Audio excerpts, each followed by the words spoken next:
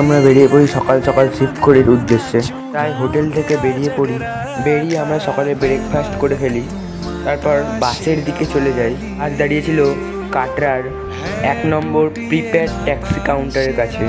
তারপর আমরা এই বাসের কাছে চলে আসি। আমাদের বাসের নাম্বার ছিল 1245। তারপর বাসে উঠে মনোরম দৃশ্য দেখতে দেখতে এগিয়ে চলি শিবখড়ির উদ্দেশ্যে। করে যাওয়ার পথে একটা মন্দির পড়ে। এই মন্দিরের সামনে বাস দাঁড়ায় এবং 25 মিনিট সময় দেয় আমাদের ঘোরার জন্য। আবার উঁচু উঁচু পাহাড় দেখতে দেখতে এগিয়ে পড়ি শিবখড়ির পথে। তারপর আমরা শিবখড়ি চলে আসি। বাস যেখানে নামিয়ে দেয় সেখান থেকে হেঁটে মিনিমাম 5 কিলোমিটার। সেই 5 কিলোমিটার হাঁটতে হাঁটতে আমরা অসাধারণ কিছু মনোরম দৃশ্য দেখতে পাই। এই দৃশ্য দেখতে আর জয় মাতাদির নাম করে আমরা এগিয়ে চলি শিবখড়ির পথে।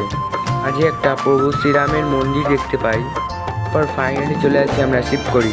আর তারপর থেকে আমাদের মোবাইল ক্লক রুমে রেখে দিই। তারপর বাবা হর হর মহাদেবের দর্শন করে আবার এগিয়ে চলি বাসের দিকে। বাসের কাছে চলে আসি। সেই মনোরম দৃশ্য দেখতে দেখতে হোটেলের দিকে ফিরে যায়। এত সুন্দর অপূর্ব দৃশ্য দেখলে চোখ জুড়িয়ে যাচ্ছে। তারপর হোটেলে এসে আমরা ডিনার করে নিই।